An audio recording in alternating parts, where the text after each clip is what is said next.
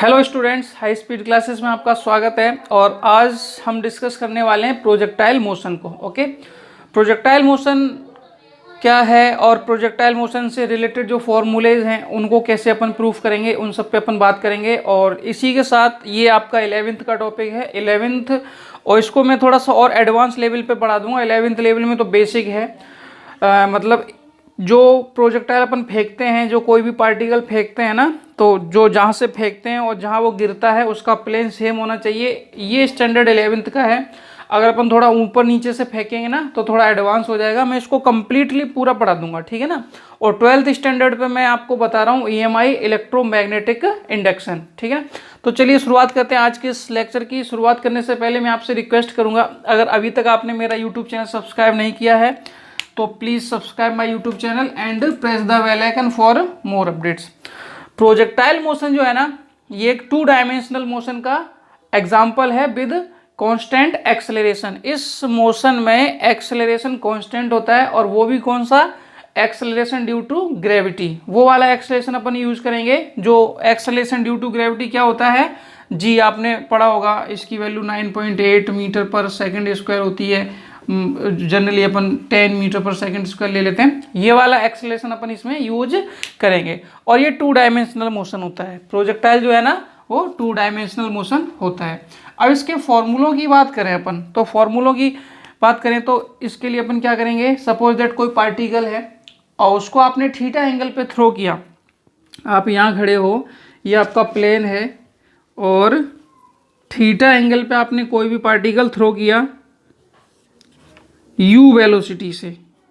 Okay, तो ये particle जो है ना आपका ऐसे चला गया, यहाँ जाके गिरेगा, ठीक है ना। तो u वेलोसिटी से आपने इसको फेंका थीटा एंगल पे और आपका यहाँ आके गिरा। तो जहाँ से फेंका और जहाँ गिरा इसको बोलते हैं अपन रेंज। इसको क्या बोलते हैं? रेंज, ठीक है ना। इसको अपन कैपिटल R से रिप्रेजेंट करते हैं। इसको भी फाइंड करेंगे अपन। और जितनी हाइट तक ये गया, इसकी जो मैक्सिमम हाइट है h, इसको बोलते हैं मैक्सिमम हाइट। और जहाँ से इसको फेंका है और जहाँ ये गिरा है, तो ये एयर में, जो मतलब एयर में, हवा में कितनी देर रहा, उसको बोलते हैं टाइम ऑफ फ्लाइट, ठीक है ना। तो तीनों कैलकुलेट करने वाले हैं अपन। तो इसके लिए अपन क्या करेंगे, देखो ये वेलोसिटी है u, इनिशियल वेलोसिटी है। u वेलोसिटी से थीटा एंगल से हमने किसी पार्टिकल को फेंका, तो कुछ टी टाइम बाद वो यहाँ पॉइंट, इसको कोई पॉइंट डाल दो, इसको ऐसा करो, इसको A डाल देते हैं, इसको B डाल देते हैं। तो A पॉइंट से फेंका, B पॉइंट पे गिरा, तो कितना टाइम लगा, टाइम, ठीक है ना। तो ये वेलोसिटी है। वेलोसिटी के कंपोनेंट अगर अपन करेंगे तो इसका हॉरिजॉन्टल कंपोनेंट इधर आ जाएगा u cos थीटा, और इसका वर्टिकल कंपोनेंट इधर आ जाएगा u sin थीटा। ओके, अब इसमें 2 मोशन हो गए। एक हो गया हॉरिजॉन्टल मोशन। हॉरिजॉन्टल डायरेक्शन में वेलोसिटी क्या होगी? u cos theta, and vertical direction में वेलोसिटी क्या होगी? u sin theta. After T time, after small T time देख लेते हैं। After small T time particle यहाँ पहुँच गया, और सपोज दैट वेलोसिटी कितनी होगी इसकी? v। हॉरिजॉन्टल वेलोसिटी चेंज नहीं होगी। हॉरिजॉन्टल वेलोसिटी चेंज नहीं होगी। क्यों नहीं होगी? क्योंकि हॉरिजॉन्टल डायरेक्शन में किसी भी टाइप का कोई एक्सेलरेशन नहीं है। एक्सेलरेशन सिर्फ और सिर्फ नीचे की तरफ है, वो भी क्या होगा? g। समझ गए ना। हॉरिजॉन्टल डायरेक्शन में कोई एक्सेलरेशन नहीं है, तो इसीलिए हॉरिजॉन्टल कंपोनेंट इसका यही रहेगा u cos theta. Vertical component इसका चेंज हो जाएगा। वर्टिकल कंपोनेंट क्या हो जाएगा इसका? u sin थीटा इनिशियल है। अगर अपन ये वेलोसिटी वाला फॉर्मूला लगाएं, v equal to u plus at, तो v इक्वल टू यू की जगह u sin थीटा, a की जगह माइनस जी इंटू टी। तो इसका वर्टिकल कंपोनेंट क्या हो जाएगा? u sin theta minus G T. ये इसका वर्टिकल कंपोनेंट आ जाएगा। ये माइनस जी टी क्यों आया? एक्सेलरेशन जो है ना वो माइनस में क्यों लिया?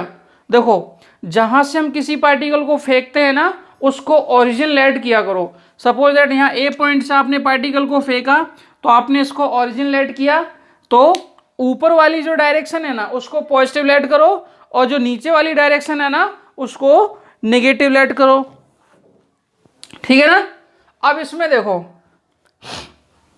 उसके बाद अपन क्या करेंगे, ये you sine theta minus G T, ये वर्टिकल कंपोनेंट हो गया। अब इसमें ये देखो, ये फिगर बनाया हमने। अब इसके बाद हमें तीन चीज़ें फाइंड करनी है। एक तो ए से बी तक ये हवा में कितनी देर रहा ये पार्टिकल, इसको बोलते हैं टाइम ऑफ फ्लाइट। और यहाँ से यहाँ तक की लेंथ, इसको बोलते हैं रेंज। और ये मैक्सिमम हाइट, समझ गए ना। ये सब फाइंड करेंगे। तो सबसे पहले टाइम ऑफ फ्लाइट की बात करें तो टाइम ऑफ फ्लाइट निकालने के अपने पास दोनों तरीके हैं। या तो हॉरिजॉन्टल मोशन ले लो, हॉरिजॉन्टल मोशन, और या वर्टिकल मोशन ले लो। दोनों मोशन से ये फॉर्मूला ये आ जाएगा। अब आप ऐसे देखो, डिस्प्लेसमेंट आपने सुना होगा। डिस्प्लेसमेंट कभी क्रिकेट खेले हो ना, जब बॉल फेंकते हैं अपन, तो वो प्रोजेक्टाइल मोशन का ही एग्जाम्पल होता है, ठीक है ना। तो डिस्प्लेसमेंट क्या होता है, डिस्प्लेसमेंट जो है ना आपका वर्टिकल डायरेक्शन की, अगर अपन बात करें वर्टिकल डायरेक्शन की, तो ये इनिशियल वेलोसिटी है यू साइन थीटा, ओके। फिर यहाँ से बॉल ऊपर जाएगी, फिर बॉल नीचे आएगी, तो वर्टिकल डायरेक्शन में डिस्प्लेसमेंट कितना हुआ, 0। अगर हम s is equal to u t plus half a t square, first point है, अपन कैपिटल टी फाइंड कर रहे हैं, इसको बोलते हैं टाइम ऑफ फ्लाइट, ठीक है ना। अगर हम इसमें ये फॉर्मूला लगा दें, आपने ये फॉर्मूला पढ़ा होगा, इक्वेशन ऑफ मोशन 9th से ही पढ़ाया जाता है ये, s is equal to u t plus half a t square. हम इसको वर्टिकल डायरेक्शन में यूज कर रहे हैं, वर्टिकल मोशन, ठीक है ना। वर्टिकल मोशन में डिस्प्लेसमेंट कितना होगा यहाँ पे, 0। वर्टिकल डायरेक्शन में डिस्प्लेसमेंट होगा 0, क्योंकि बॉल यहाँ से फेंकी, ऊपर गई, फिर से वापस जमीन पे आ जाएगी, तो डिस्प्लेसमेंट क्या हो जाएगा इसका, 0। और इनिशियल वेलोसिटी क्या हो जाएगी इसकी, इनिशियल वेलोसिटी थी you sine theta, initial velocity थी यू साइन थीटा, और time suppose that capital T, और प्लस 1/2, ए के प्लेस पे क्या रखोगे, माइनस जी इंटू टी स्क्वायर, ठीक है ना।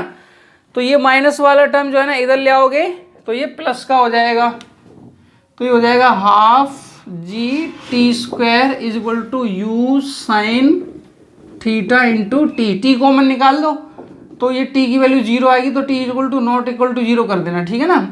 या मोस्टली इस टी को यहाँ से हटा सकते हैं अपन, क्या बचना है यहाँ पे, तो ये बच जाएगा टी की वैल्यू, यहाँ से इसको शॉर्ट आउट करोगे, सॉल्व करोगे, तो टी की वैल्यू आ जाएगी 2u साइन थीटा अपॉन जी।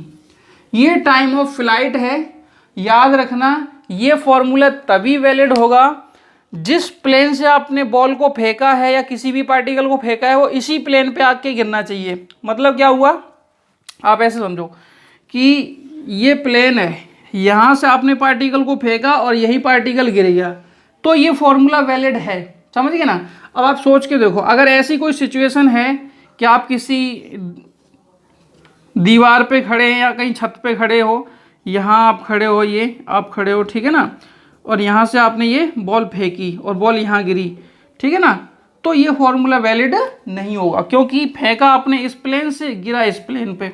बात समझिए ना। तो इसके लिए अलग केस होते हैं, ये एडवांस लेवल के केस होते हैं, इनको भी मैं आगे डिस्कस करने वाला हूँ। पहले इसको देख लो सिंपल को, ठीक है ना। तो ये t is equal to 2u sine theta upon g, क्या हो गया, ये time of flight, okay, time of flight हो गया। अब इसके बाद maximum height and range find करेंगे, इसको जल्दी से नोट करो।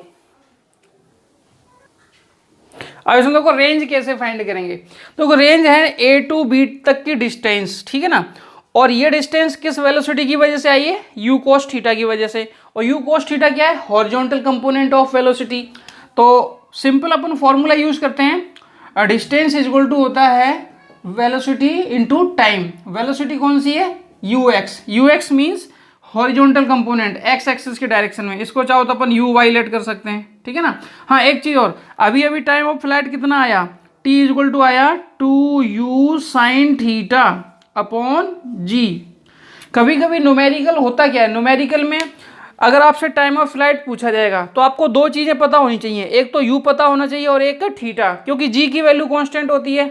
वैसे तो g वेरिएबल होता है, बट g की वैल्यू अपन अपने हल्के फुल्की हाइट के लिए g वेरी नहीं करता है, g बहुत ज़्यादा हाइट पे वेरी करता है। तो फिलहाल g की वैल्यू अपन 9.8 या 10 यूज़ करेंगे, तो g की वैल्यू हम लोगों को पता है। बट u और थीटा की वैल्यू जब पता होगी तभी आप टाइम ऑफ फ्लाइट पता कर सकते हैं। बट इसमें कभी कभी न्यूमेरिकल्स में एक क्वेश्चन मतलब एक ट्रिक क्या कह सकते हैं, एक घुमाव दे देते हैं, एक अलग सा तरीका दे देते हैं, उसमें वर्टिकल कंपोनेंट दे देते हैं। आप ऐसे समझो यू साइन थीटा क्या है, यू साइन थीटा ये वर्टिकल कंपोनेंट।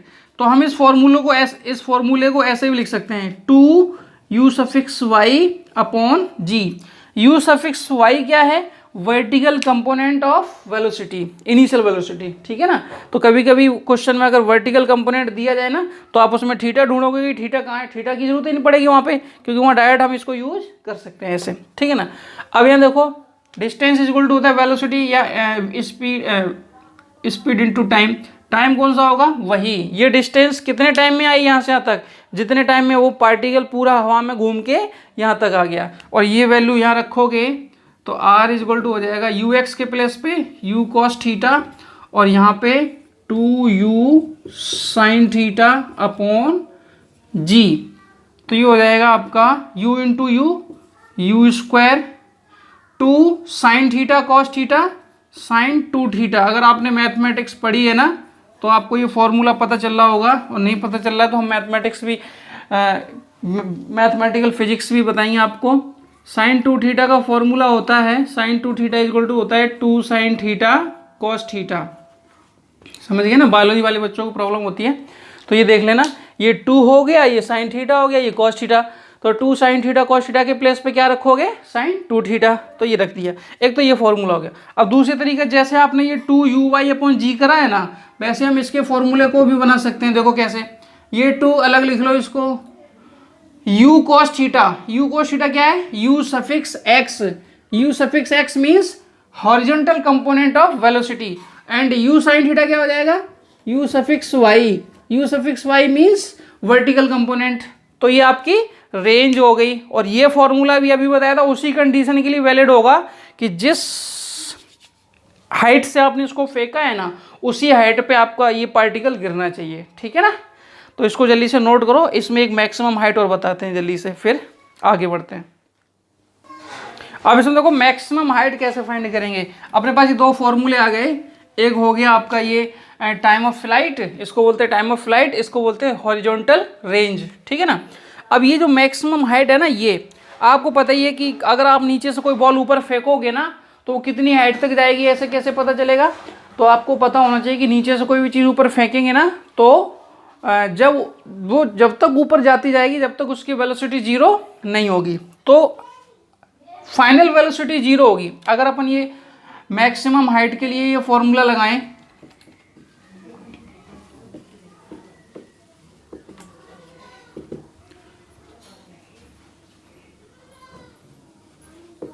मैक्सिमम हाइट के लिए अगर ये फॉर्मूला लगाएंगे अपन v square is equal to u square plus 2as, s की जगह अपन h यूज करेंगे, ठीक है ना। तो क्या रखोगे यहाँ पे 0, और यहाँ यू स्क्वायर के प्लेस पे क्या रखोगे, इनिशियल वेलोसिटी। ये चाहो तो आप सफिक्स में x यूज कर सकते हैं, ये सॉरी y यूज कर सकते हैं, ये वर्टिकल कंपोनेंट था, ठीक है ना। तो ये हो जाएगा आपका यू square sine square theta plus 2, और यहाँ a के प्लेस पे माइनस जी और s के प्लेस पे कैपिटल H, ठीक है ना। हाइट हो जाएगी मैक्सिमम हाइट, माइनस जी समझ गए क्यों, क्योंकि हमने इसको ओरिजिन ऐड किया है तो ऊपर वाला ऊपर डायरेक्शन पॉजिटिव, नीचे डायरेक्शन निगेटिव, और आपको पता है जी की डायरेक्शन ऑलवेज नीचे की तरफ होती है तो वो निगेटिव हो जाएगी। और यहाँ -2g ये इधर आ जाएगा तो +2gh हो जाएगा, और इधर हो जाएगा u square sine square theta, तो ये h हो जाएगा आपका यू स्क्वायर साइन स्क्वायर थीटा बाई 2g। ओके, अब इसको ऐसे भी लिख सकते हैं अपन h is equal to u sine theta का होल स्क्वायर अपॉन 2g। ये देखो u square sine square theta है ना, तो उसको अपन यू साइन थीटा का होल स्क्वायर भी लिख सकते हैं।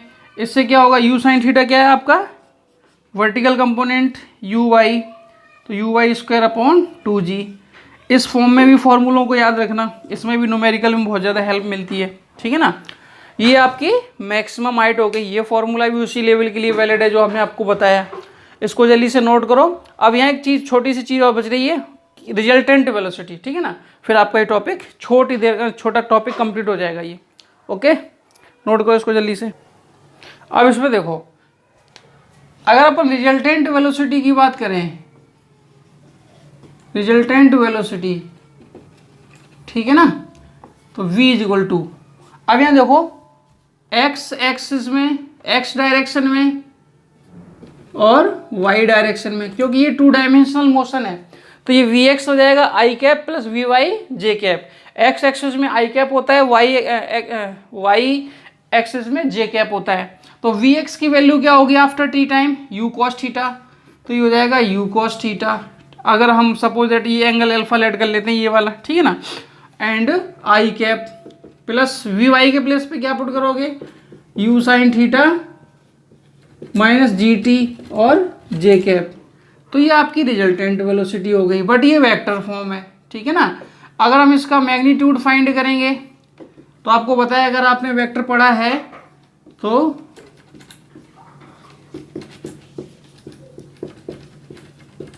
हम इसको ऐसे भी लिख सकते हैं,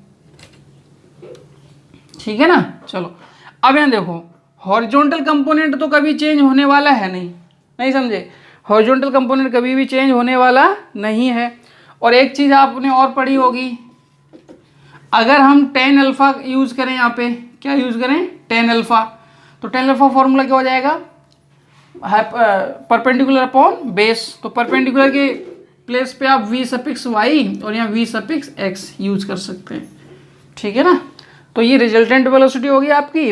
और एक और सिस्टम है इस सिचुएशन में, यहाँ अगर हम इसको देखें तो इसका हॉरिजॉन्टल कंपोनेंट क्या हो जाएगा, v cos अल्फा, समझ गया ना, क्योंकि यहाँ अल्फा एंगल लेट कर रखा है। बट हॉरिजॉन्टल कंपोनेंट कभी चेंज नहीं होगा, क्योंकि हॉरिजॉन्टल डायरेक्शन में कोई एक्सेलेरेशन है नहीं, इसीलिए हमने यहाँ u cos थीटा ही लिख दिया था। बट अगर अपन ये अल्फा यूज करें और v यूज करें, u और cos थीटा यूज ना करें, तो इसका हॉरिजॉन्टल कंपोनेंट क्या हो जाएगा, v cos alpha. But horizontal component तो कभी चेंज हो ही नहीं रहा, तो फिर हॉरिजॉन्टल कंपोनेंट क्या था, u cos थीटा।